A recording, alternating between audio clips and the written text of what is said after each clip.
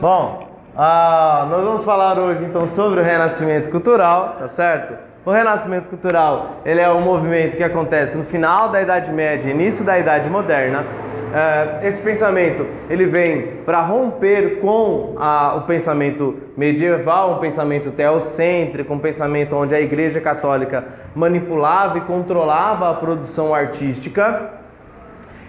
Esse renascimento nós vamos perceber em várias frentes. Nós vamos perceber na frente artística, na frente literária, na frente científica. Alguns desses renascentistas nós conhecemos de cor e salteado, como por exemplo o Michelangelo, o Donatello, o Leonardo e o Rafael, tá certo? Outros tantos nós conhecemos também por nomes, como por exemplo o Luís de Camões, o Cervantes, o Maquiavel e etc, tá?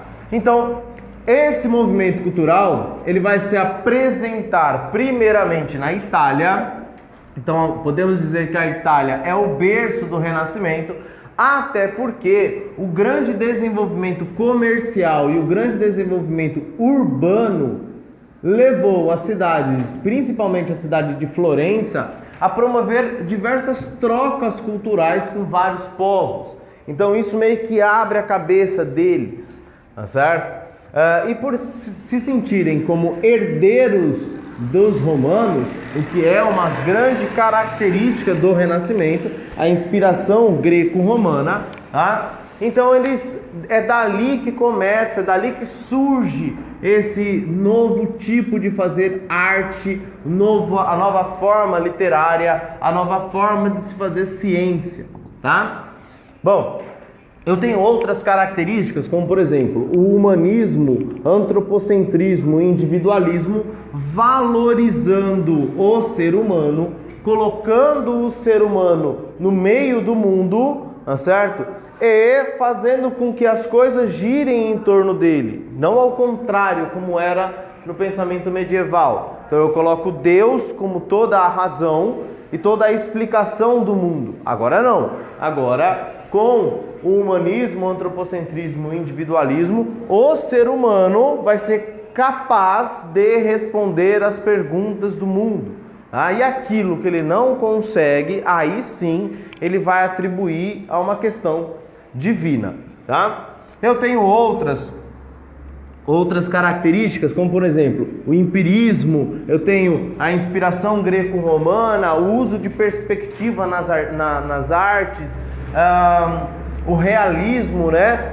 Para que essa obra se pareça o mais próximo possível do real. Várias e várias vezes nós olhamos algumas obras renascentistas e nós ficamos em dúvida se aquilo é uma pintura ou se aquilo é uma fotografia, de tão perfeito que é, porque realmente a valorização do detalhe, tá? Uma outra característica renascentista é a valorização do corpo. Então por isso que a gente vai encontrar muitas obras renascentistas com as pessoas nuas. Porque para ele o corpo é a fonte de beleza e não a fonte de pecado lá do período medieval. Então percebe que essa nova forma de se pensar a cultura, ela vem criticando seriamente o período medieval, tá? O Renascimento ele passou por algumas fases, obviamente que ele não ia chegar com o pé no peito, tá certo? Ele veio devagar, ele veio em um período de transição primeiramente, tá? Ali nos séculos 14, com Dante Alighieri escrevendo a Divina Comédia, é uma das primeiras obras renascentistas, e depois com alguns outros como Giotto, tá? Eles vão também trazer essa transição com temas mais laicos, ou seja, com temas não tão ligados à religião, porque também era uma característica da Idade Média com que as obras estivessem intimamente ligadas com a religião, tá? Sempre na questão religiosa. Então ele traz temas um pouco mais laicos, temas mais voltados para o ser humano. Já no período 400, tá certo? Nós temos lá uma pintura a óleo, aí Florença vai aparecer com todo o seu vigor, né, todo o seu auge. A família Médici, a grande figura do mecenato. O mecenato, pessoal, vamos pensar aqui como se fosse um patrocinador dos renascentistas. Então era um mecenato, era através do mecenato, era através de uma família extremamente importante como a família Médici, que ela pagava para alguém e esse alguém fazia as obras para essa família. Lá na frente, no período Cinquecento, nós vamos encontrar que o papado, a Igreja Católica, será vai fazer essa parte do mecenato para essa geração aqui, tá? Então a família Médici, muito ligada com o Maquiavel também, é aí que ele vai escrever o príncipe para a família Médici, etc. No período Cinquecento nós vamos ter a consolidação desse movimento artístico nas mãos do Michelangelo e nas mãos do Rafael. Lembrando que tudo isso só é possível devido ao grande influenciador que foi o Leonardo da Vinci, tá? Então o Leonardo da Vinci, ele resume bem o que é um artista renascentista, porque ele é escultor, ele é arquiteto, ele é inventor, ele é pintor, então ele é de tudo um pouco, tá certo? É óbvio que não dá para comparar, tá certo? Todas essas pessoas, cada uma tem uma característica diferente, mas eu acredito que o Leonardo da Vinci seja o mais completo, pelo menos na minha visão, tá? Entre todos os artistas renascentistas.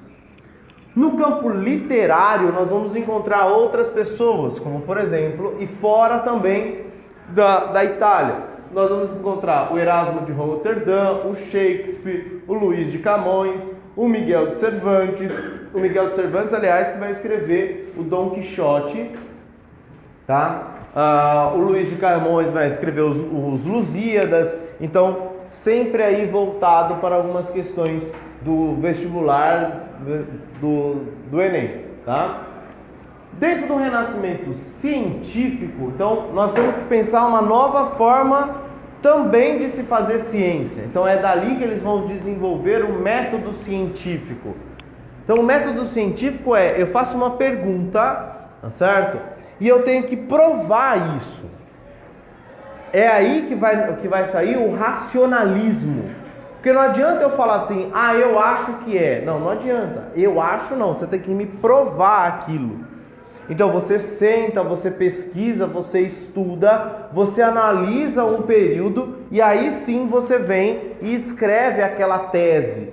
Então o nosso mundo hoje, tá certo? É baseado nisso aqui, no método científico, que é basicamente o que a gente faz em um TCC lá no final da nossa faculdade, tá certo? Nós criamos uma teoria, nós criamos uma tese, tá certo? E para isso nós precisamos pesquisar, para isso nós precisamos provar por A mais B que aquilo é certo ou que aquilo é errado, tá?